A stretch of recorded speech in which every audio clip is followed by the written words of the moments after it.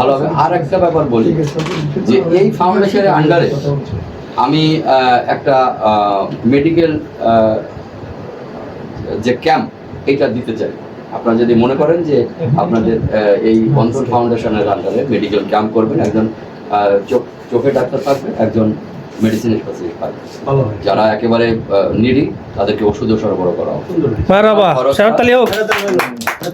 এরকম একটা একদিনের প্রোগ্রাম আমি অ্যারেঞ্জ করে দিতে চাই, যা আপনাদের ফাউন্ডেশন থেকে কোনো খরচ দিতে হবে না, যে খরচটা ওটা আমি দিয়ে আসবো।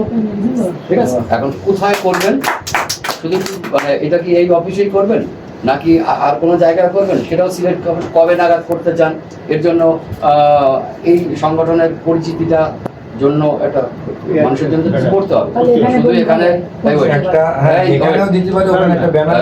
যদি শুধু এই চা পেয়ারা খাইয়ে সময় নষ্ট করলে তো হবে না, কিছু মানুষের জন্য তো কিছু করতে হবে। আমাদের উদ্দেশ্য কি? এখানে তো আমরা নিজের জন্য কেউ কিছু কিন্তু করতে আসিনি, করতে আসছি যে আমি যাই ওখানে যাই দেখি কিছু, আমরা আসছি মানুষের জন্য, আমার ভাই আমার বোন তার জন্য করতে, বাইরের লোকের জন্য করতে। সেখানে যদি আমার কন্ট্রিবিউশন না থাকে তাহলে কোনো সংগঠন কোনো প্রতিষ্ঠান দাঁড়াবে না। এই কাজগুলো করতে হবে, কারণ আপনারা গাছ লাগানো প্রোগ্রামটা যেহেতু আগে আছে এটা করেন, এরপরে মেডিকেল ক্যাম্প যেটা এটা যদি আপনাদের আলোচনা বা আরও যারা আছেন আপনারা যদি সিদ্ধান্ত নেন, এটা আমি অ্যারেঞ্জ করে দিব। আপনারা একটা ডেট দেবেন, সেই ডেটে এত ওই দুজন ডাক্তার থাকবে এবং একেবারে যারা নিবে তাদের জন্য ওষুধের ব্যবস্থাও থাকবে, সেই পুরো খরচটা আমি বিয়ার করব। আর যেহেতু এখন সামনে গাছ লাগানোর প্রোগ্রামটাই, আর একটা কাজ আমরা মাঝে মাঝে করতে পারি, সেটা হচ্ছে যে বছরে একবার দুইবার আমরা একটু ফ্যামিলি পিকনিক বা নিজেদের ভিতরে একটা পিকনিক এ ধরনের আয়োজন করতে হয়। এগুলো করলে যে নিজেদের ভিতরে বন্ধনটা হবে, তা না হলে কিন্তু বন্ধনটা হবে না। ওই বন্ধন কিন্তু জোর করে হয় না। এটা হচ্ছে সেই আত্মার সাথে সম্পর্ক দিয়ে। প্রেম কিন্তু করা যায় না, প্রেম হচ্ছে হয়ে যায়। প্রেম করা যায় আপা? প্রেম করা যায়?